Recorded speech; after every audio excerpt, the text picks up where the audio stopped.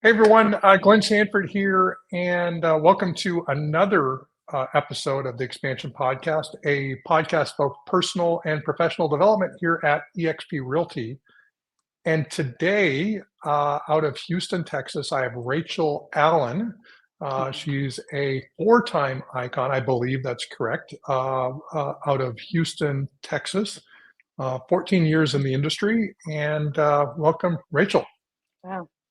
Thank you so much for having me here today. I really appreciate this opportunity. Thank you.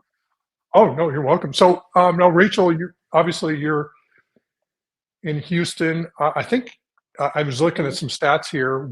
EXP's become pretty dominant in Houston. How is EXP and the Houston marketplace showing up for you? It's really exploded. It's very rare that I come across like listings when I'm looking for clients that aren't EXP agents. So it's pretty awesome and refreshing to see the growth and being able to connect and have that level of relatability with other agents in our market. So Oh, it's pretty awesome. cool. So now, what's your background? Obviously 14 years in the industry. How'd you get into real estate? What'd you do before? And why have you stayed in this industry called real estate? Well, I got into real estate really by way of being interested in real estate investing. That's how I started. I read a book called Rich Dad Poor Dad by Robert Kiyosaki, I've heard and of it it. was kind of just might have heard of it. Pretty good book, highly recommended. And it piqued my interest, and so because of that, I went down this path of just like learning more and wanting to get licensed so that I could have access to the MLS, so that I could purchase investment property. And then I somehow turned it into a career. So outside of working in real estate as an agent, prior to this, I was in retail management. I had bounced around and worked in schools. So a lot of people facing, opportunities that I was in. Okay, awesome. So now real estate investing, have you that were did you did you pursue that for a while? You're still doing it? Is it part of your business as well? Yeah, so it's definitely still a part of my business. It's a part of my lifestyle. It's a part of life. So my husband, he's actually in real estate investing as well. And so our one of our main goals is to build a real estate portfolio. But because I have the experience in it, I've definitely been able to use that experience to help many of my clients do the same thing. And so if I were to say that I had a niche in this market space, it would be just that, helping my clients to build single family home portfolios. And I have a pretty extensive experience with helping with property management, and not that I do property management, but I understand it, and also help with leasing. Okay, awesome. Now, I know this podcast will be going out during Black History Month, and Mhm. are there some specific initiatives or programs related to Black History Month that your real estate agency team is involved in? Yes, actually, I'm on the leadership tribe for Black EXP Network. So a lot of our efforts there are, we have during Black History Month, we have a online format in our workplace where we are bringing in many of our agents who have extensive experience talking about mindset, how to be successful in the market this year, technology. And so, when we say Black History Month, special initiatives, I truly believe that every month, for me being Black is Black History Month. But it's really an opportunity for us to elevate voices for those in our community. And so I think I'm very appreciative of EXP for allowing us to have those platforms for diversity and being able to just put front runners, because really what it's all about is people who have experiences that are going to be able to understand, where someone's coming from, having similar experiences and being able to hear the stories of those who look like you and see like, hey, this is how that person was successful, and that's what I'm going to do too. Awesome. Now you sell a lot of real estate. I think 2023 maybe sold over 100 properties. You and your team. How have you run your team? What's your focus? Is it working with investors? Is it how's your lead generation, et cetera? Yeah, so a big part of our business is focused on working with investors. And again, as mentioned, those who are real estate investors, they're building single family portfolios. So we help them buy it, we help them sell it if that's necessary, if that makes sense for them. But also, we help put them on the market for lease. And so the way that our team works is that we generate a lot of tenant leads off of our listings, and tenants, what do? They buy homes.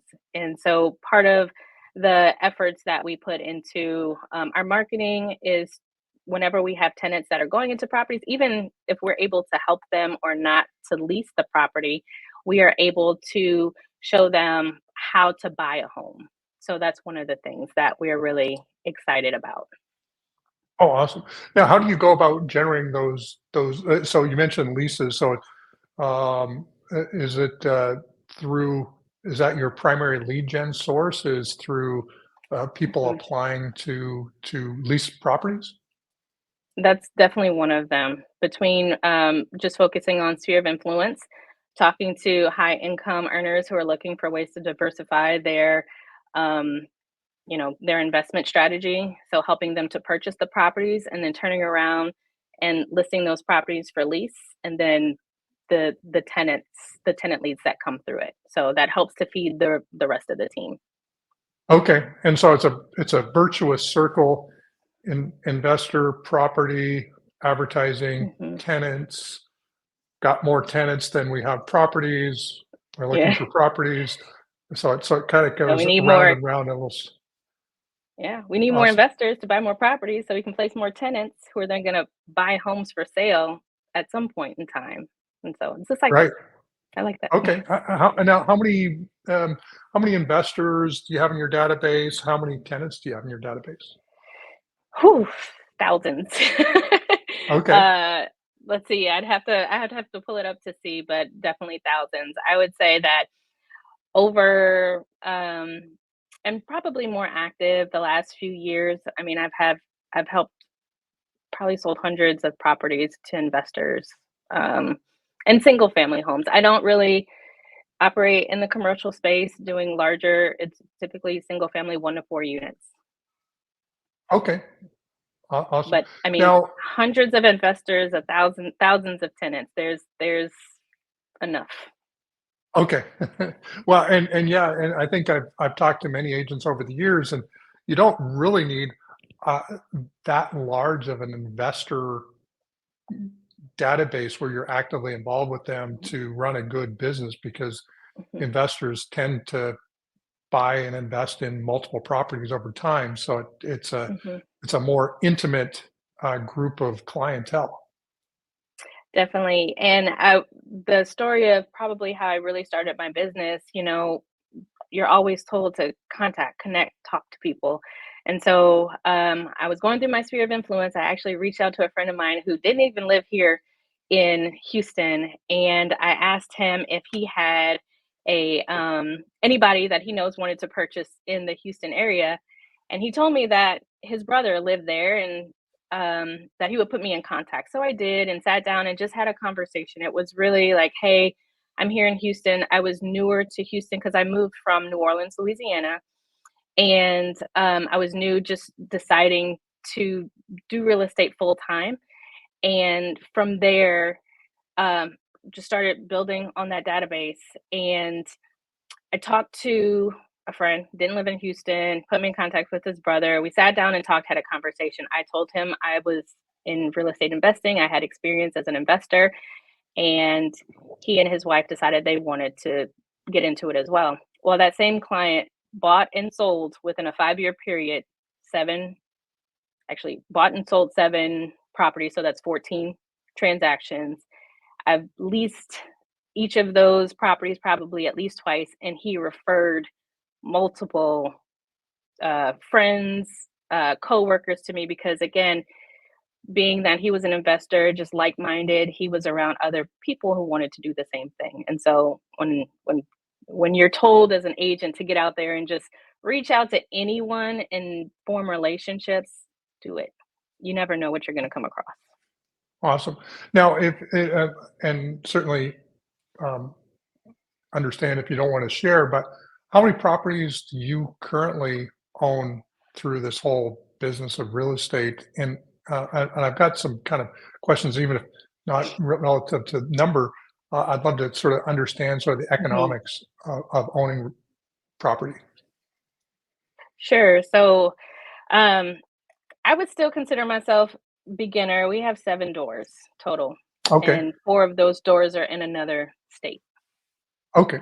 So when you think about the economics of seven doors and so there's some substantial. You've got a lot of, we'll call it probably some um, mortgages on those. Mhm. Did you finance, I assume, and all that good stuff? Well, one of the things you're supposed to do is use other people's money to finance these things, right?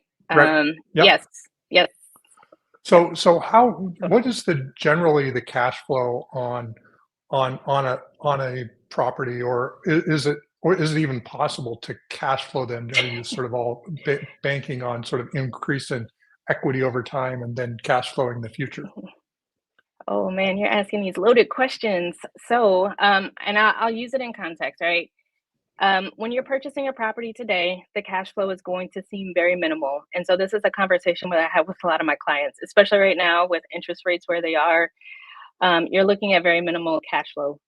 But the reason why you're purchasing, buying whole property is for long term. There's appreciation, there's tax benefits, there's so many different aspects of it that are beneficial. So, but I'll use the example of a property that we purchased in 2010.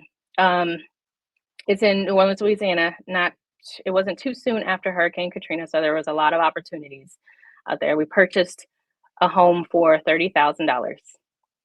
$30,000, probably put about another 30 into it, $60,000 on a home. So now that home cash flows really well. 10 years, 14 years later, it's cash flowing really well. And over time, you talk about the economics. Over time, the value of the property increases. The mortgage on the property, the tenant is paying it down, and the rents go up over time. And so I always encourage anyone who's getting into this, like, don't look at that initial snapshot. Really understand what your goals are, learn long term, for any property. When you're like, why are you getting into this to begin with? Is it because you want to retire off of the cash flow? Probably not a good idea. But if you want to build long term wealth, then that's where it's at, is to buy and hold property. Right. Well, I'll state it, and I'll sort of ask the question, a little bit different question, related though. You put Mhm. probably a fair bit of money at risk in buying the 7 properties, and initially, a fairly minimal amount of cash flow came from those properties, and over time, Mhm. if things went well, the cash flow either increased or the value increased or both. Um, Mhm. but there was probably a lot of nervousness in each of the properties because you're taking a fairly significant financial risk. Is that a fair assessment? Yeah, I would say so. Okay. Unless So you there's certain I ways you can get pretty creative with it. But yes, okay. most people, yes. Yeah. But I did notice that you've also attracted some people into your EXP org, and I wanted to kind of Mhm. compare and contrast the fact that you've got, I think around 25 or so people, the contrast from an investor perspective of what do you see. I guess this is the real question. How do you think about the income that comes from passively from agent attraction versus the income that comes from putting money at risk and the stress that goes with owning investment real estate? Hands down, way easier. I would say way easier. There's no risk. Yeah, There's really there's no no risk. risk. Yeah. And I'm assuming the cash flow is not bad either. I mean, you probably would, Mhm. if you think about the cash flow coming from the folks in your organization. How many people Mhm. did you personally bring to EXP, or how many people do you have in your sort of front line in EXP? My front line, I have 15 on my front line. and I Okay. have about 25 total. Okay. So, so with that, I'm guessing it's pretty decent cash flow during the year.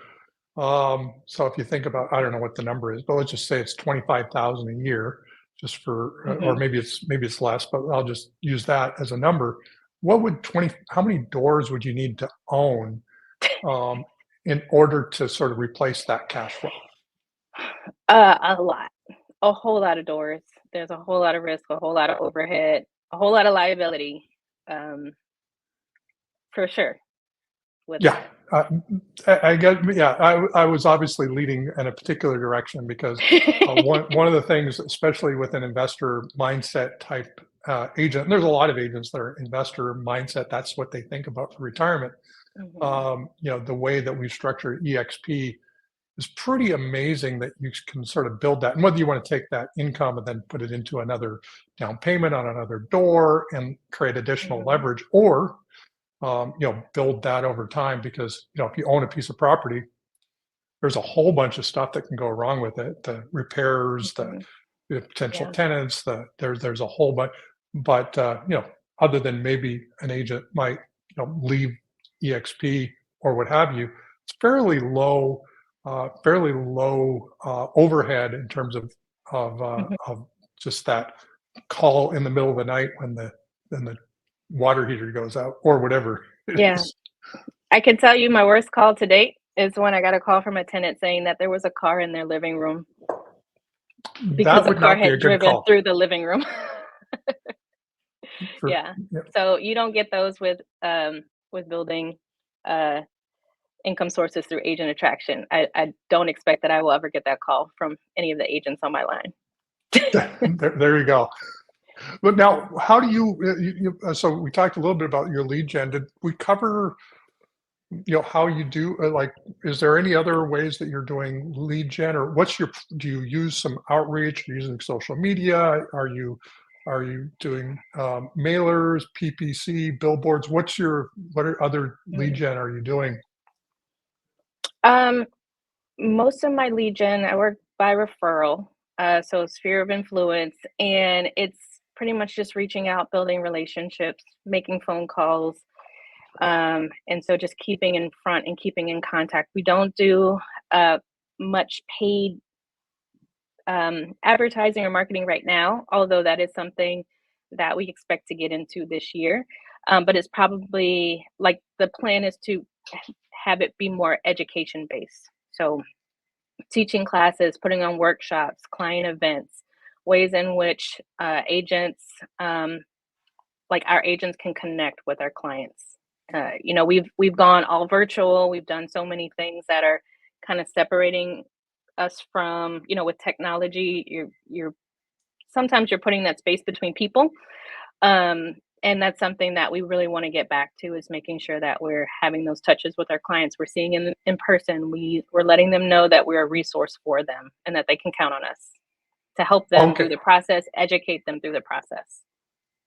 Mm, awesome. One thing, and if you're, got a little bit of a tech focus as well.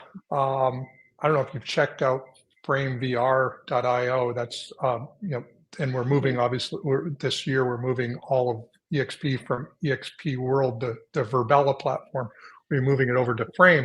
But I could see a use case of actually building a frame for Mhm. tenants and or landlords that you would just, have a staff Mm, member keep it on their screen during the day and that sounds amazing, sort of have. actually.